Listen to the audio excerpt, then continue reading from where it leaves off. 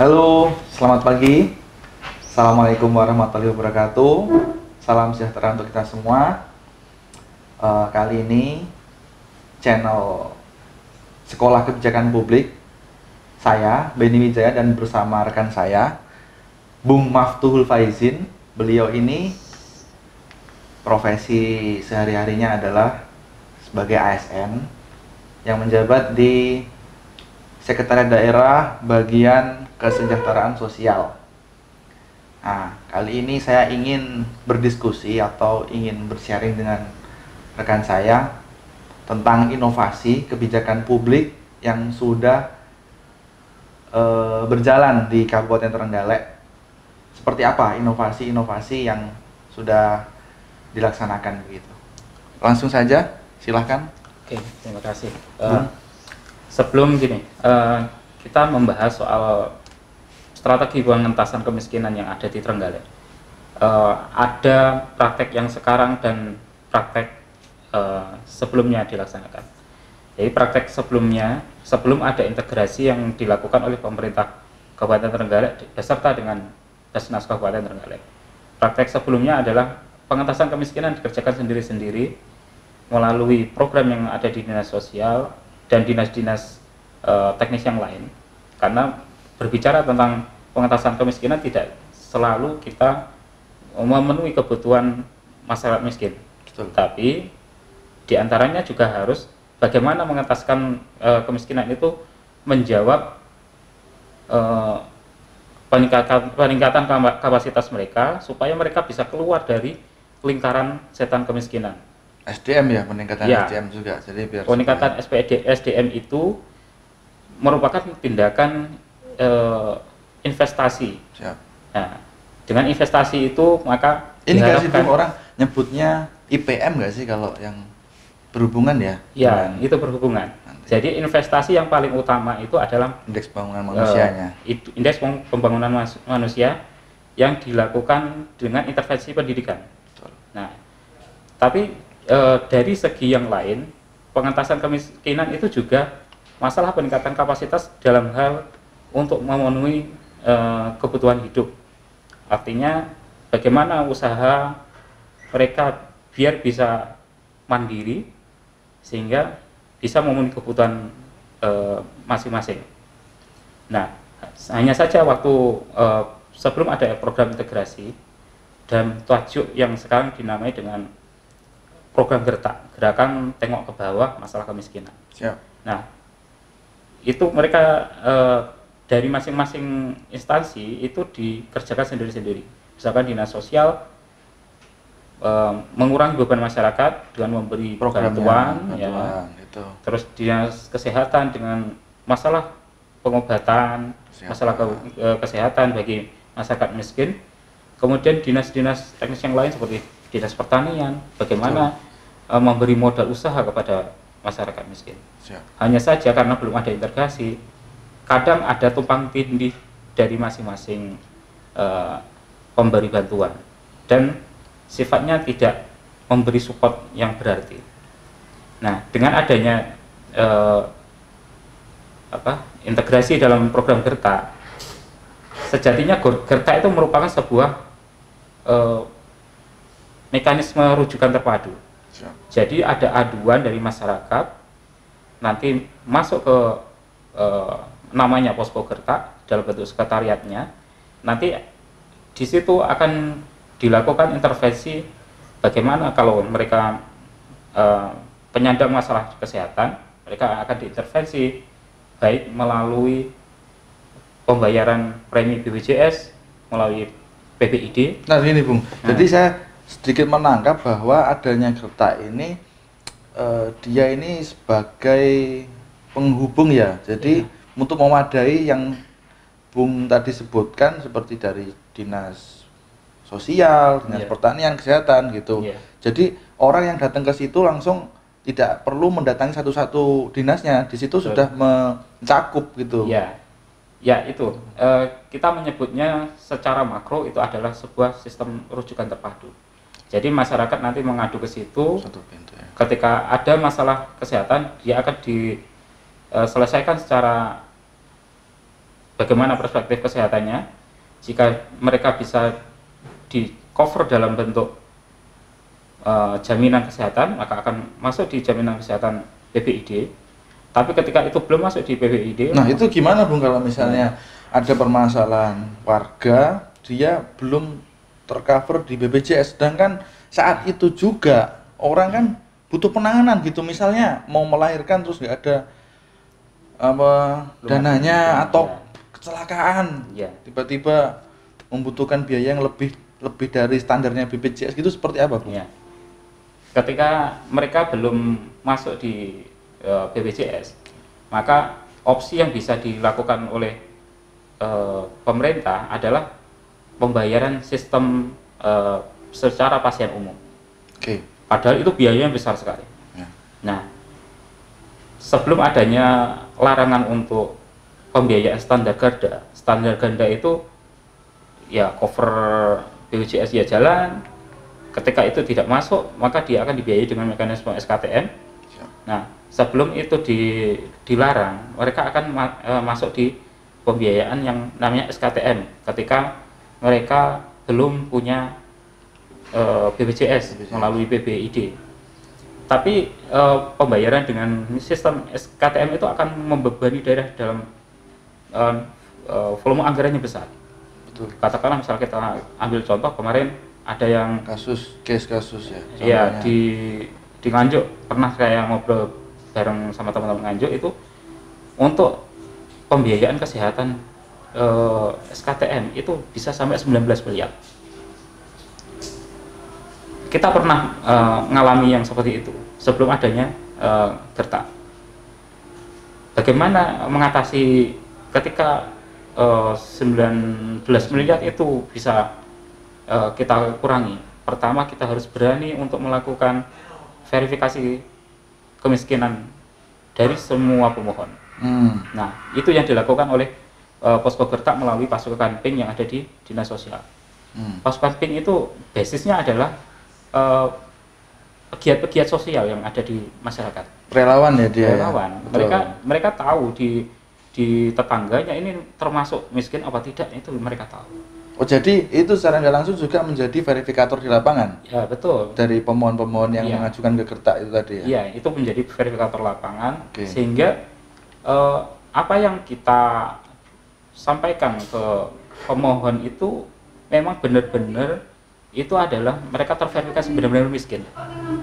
Nah, terus setelah mereka ketika memang sudah masuk fasilitas kesehatan ya, karena belum ada akses jaminan sosial yang bisa menangani, mereka akan mendapat pembayaran langsung untuk biaya pengobatan.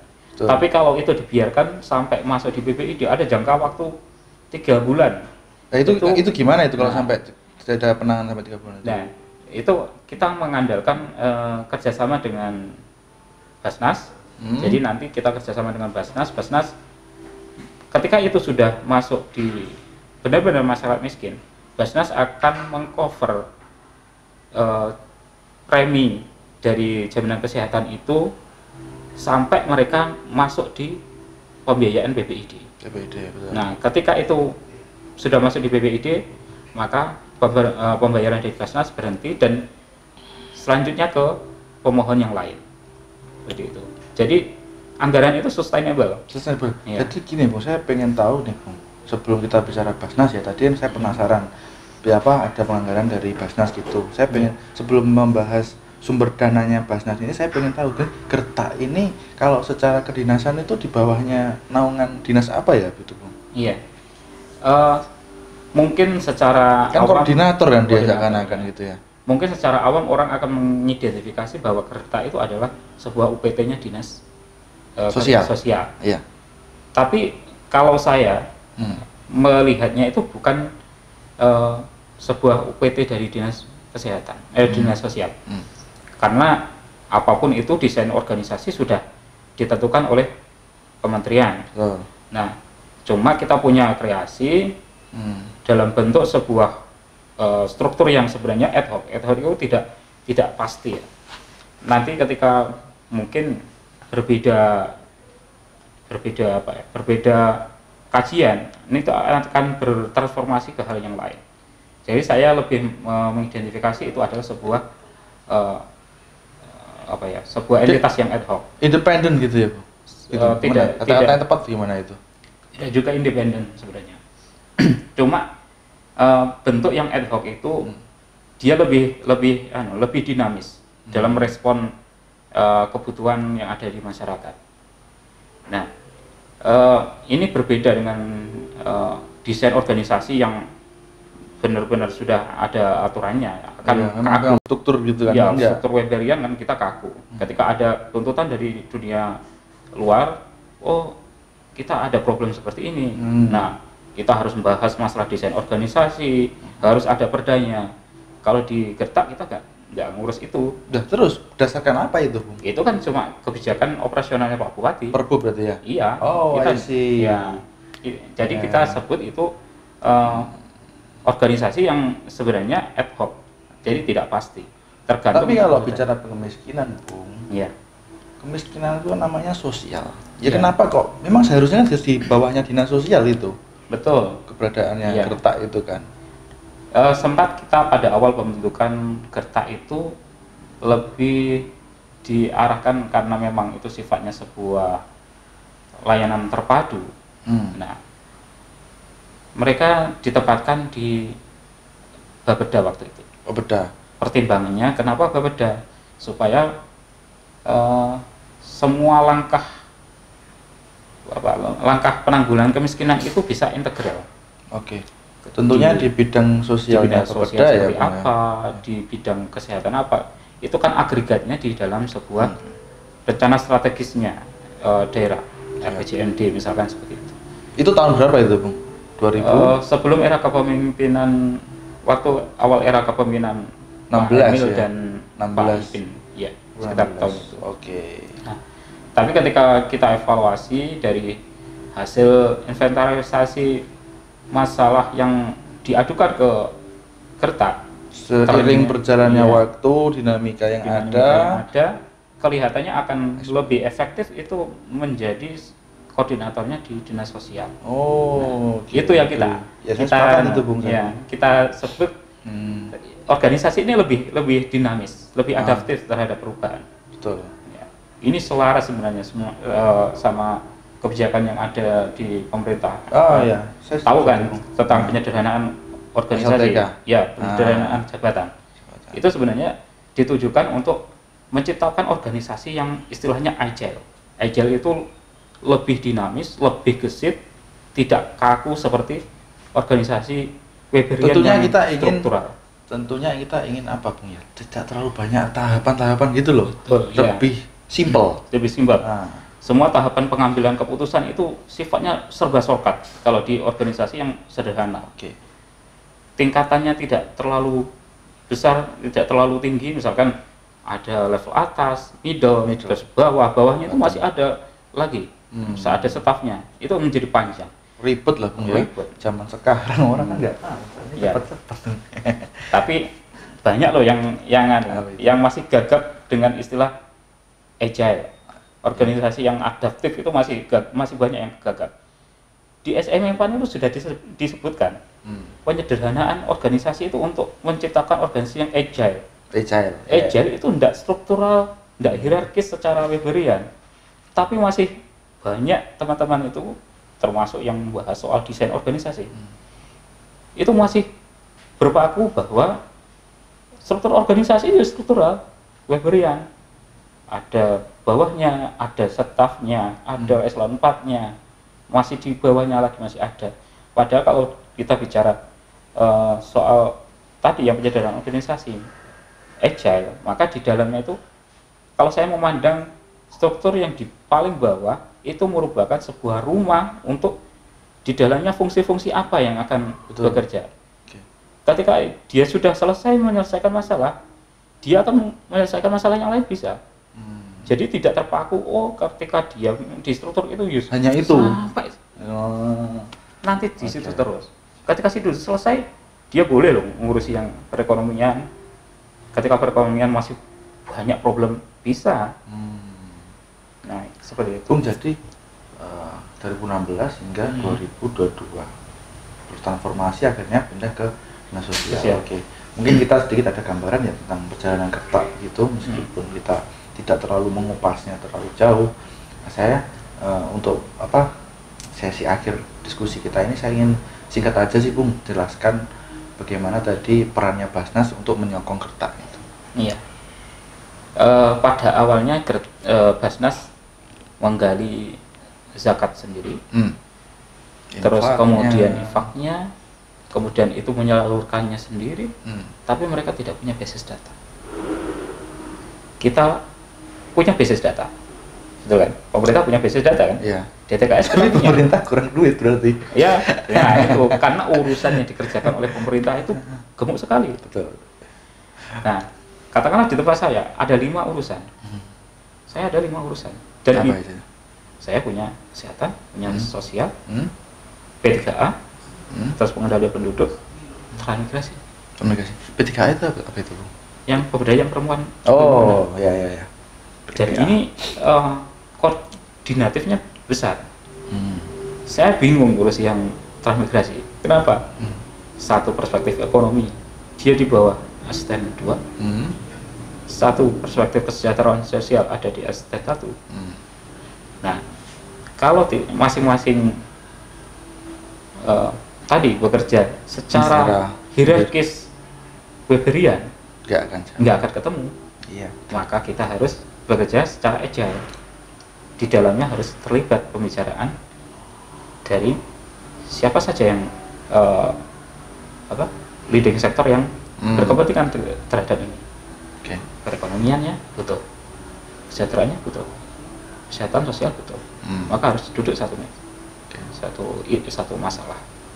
Lalu Basnas tadi kan disebutkan bahwa selama ini dia menghimpun dana sendiri, mentasarufkan, menyalurkan sendiri. Dia menyalurkan dananya juga sendiri. Terus dengan adanya Kerta ini kan jadi kolaborasinya tuh gimana Bung? Lebih spesifiknya. Kita kan kita punya data.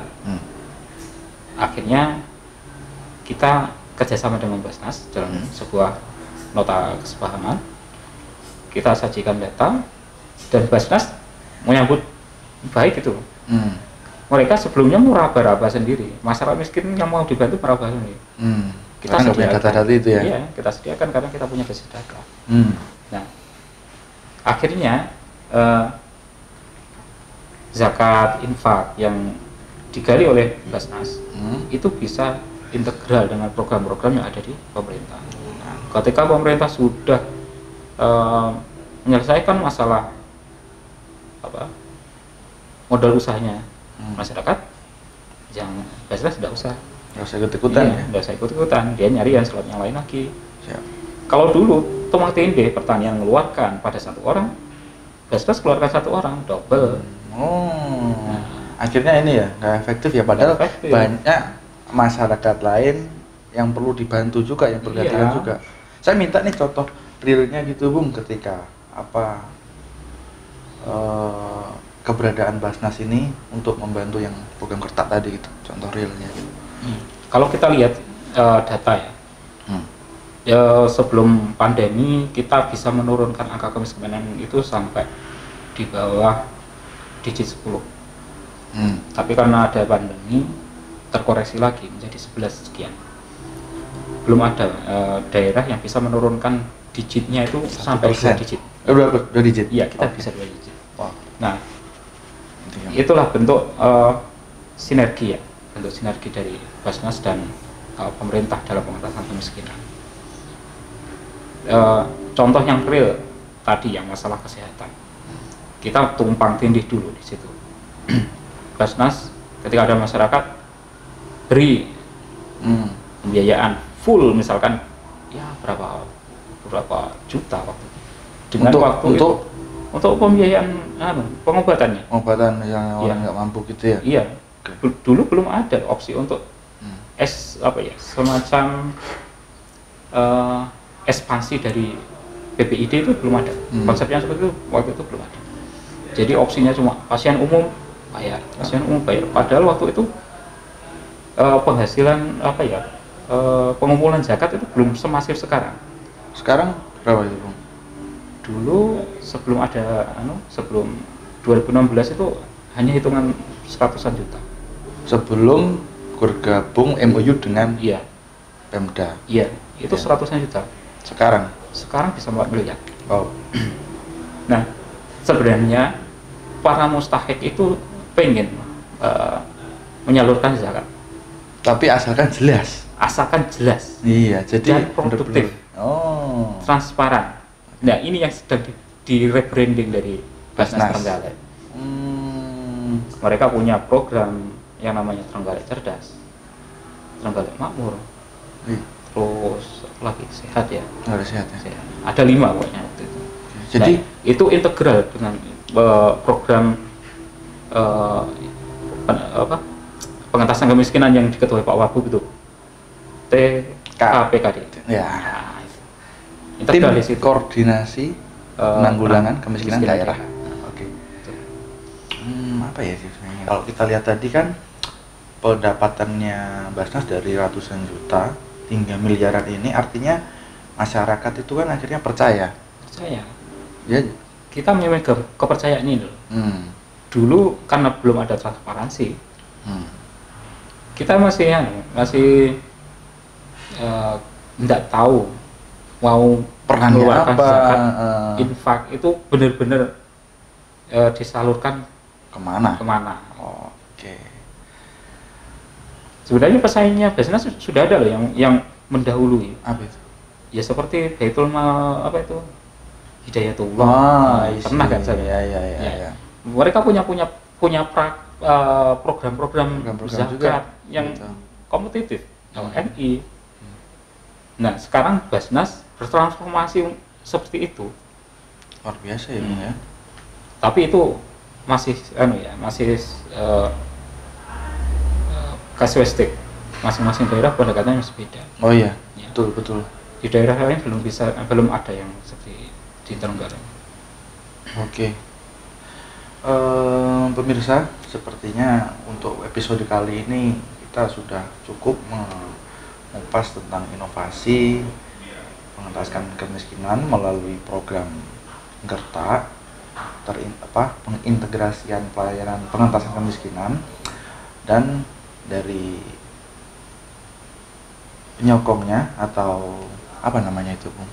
Kalau Basnas itu sebenarnya instansi apa ya namanya? Ya sebenarnya mereka independen, Ya, perannya Basnas tapi bisa dalam sinergis kan.